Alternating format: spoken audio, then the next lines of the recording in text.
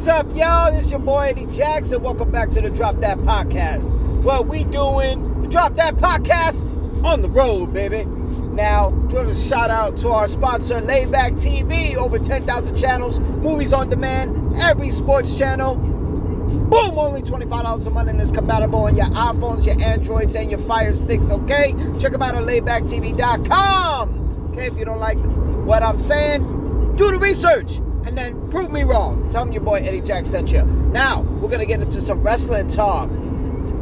Whoa! Wow. Okay. Now, we got to get into some wrestling talk. We missed out on last week, but, you know, it was pretty much same rendezvous coming into Raw. Raw last week, Raw this week. We know what the storylines are. You know, Randy Orton and Gunther, World Heavyweight Championship. Bash at Berlin in Germany. Gunther's hometown. We got the Wyatt Six and the American Made with Chad Gable. What else have we got? The Terror Twins taking on the new Judgment Day, okay? Now, I ain't gonna lie, I love Dominic Mysterio and this heel turn on heel type of shit he's doing. You know, with his work wife, the women's world champion, Liv Morgan. Now, it's been a crazy ride, but it's official. Bash in Berlin is going down as the Terror Twins, Damian Priest and Rhea Ripley take on Dominic Mysterio, Dirty Dom, and his boo thing. I'm talking about Women's World Champion Liv Morgan. Do they even got a fucking shot? I don't know. I mean, Liv needed Dominic to beat Rhea. Have we seen Damian? Wepa! Boricua, baby. I don't know. This is an interesting match, to be honest. It's a mixed tag team. We don't get to see a lot of those. But it's interesting. It's interesting to see how that's going to go. I do not know. When you look at that on a paper, you think Terror Twins. Automatically. Probably a fucking squash. But why do I feel something might happen where Dirty Dom and Liv might get the win? You know, because look at the Judgment Day. They got the World Tag Team Champions, Finn Balor and JD McDonough. Mr. Cool himself, Carlito. We missing somebody else? Oh no, that's all of them. So we got 3 extra. There's no help. Not that the Terror Twins need help. They're a fucking dominant force, especially as a team.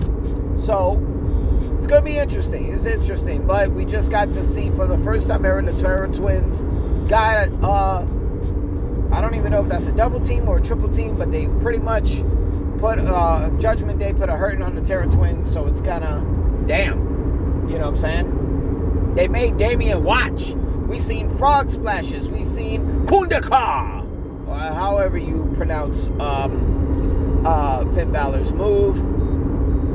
We have the Oblivion by Liv Morgan on Rhea Ripley. This is gonna be an interesting. Yo, I ain't gonna lie. Like, I always looked at these PLEs because I'm old school in the 90s with pay-per-views. You know what I'm saying? I watched the first In Your House. That was in May of 1995. It was the Big Daddy Cool Diesel main eventing with Psycho Sid for the WWE Championship. So, you know, I come from an era where Royal Rumble, Survivor Series, SummerSlam, and WrestleMania were the only pay-per-views a year. Until In Your Houses came, and then they started renaming the In Your House pay-per-views. Then they became pay-per-views every month. PLEs they got turned into when streaming came available. So I always take a look like how these PLEs really are. I mean, we got our second PLE of August, you know, right after SummerSlam. SummerSlam was fucking like incredible. Great dominant situation. What else? But yeah, we got the Bash in Berlin, and we're not gonna get no fucking PLE until Bad Blood in Atlanta, Georgia, come October 5th, I believe it is. So it's gonna be interesting how this is turning out. And Bash in Berlin is actually looking pretty good right now, you know. I just named the mixed tag team match with Judgment Day and the Terror Twins. I named the World Championship Gunther defending against Randy Orton. Randy has a chance to become 15-time World Champion. CM Punk just gave it official challenge for a strap match for the rematch with Drew McIntyre. Drew accepted. It's turning out pretty well. This bash, we went from a bash at the beach back in the days to the Great American Bash. Now we got the bash in Berlin. This is interesting. What else we got? Cody Rhodes over there on Smackdown gave a title shot to Kevin Owens. Kevin Owens kind of denied it. He didn't think he deserved it. I kind of believed him, but it's interesting. We haven't got to see Cody versus Kevin. You know what I'm saying? So we missed out, and now we're finally get it.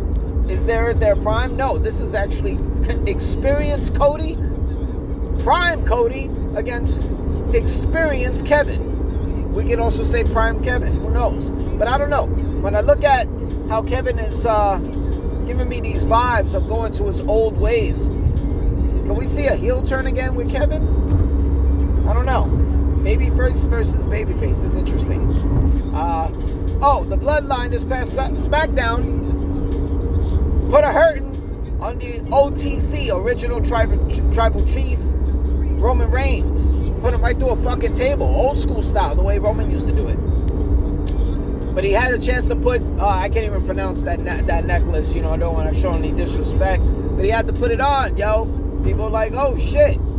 I mean, we are a week, I want to say, what is it? I want to say a week and a half away from, I think, maybe in less than 2 weeks, don't quote me, but from the Bash of Berlin, and it's kind of, are we actually gonna get Solo versus Roman? And if we are, who's putting who over? Roman just returned at SummerSlam after a good layoff. You know, the passing of his dad, the passing of his uncle. Together, they were the Wild Samoans, Hall of Famers. Condolences to their family. Rest in peace to both of them. They finally reunited as a tag team in heaven. What else? But I feel like we should get that. We should get this. I mean, it's.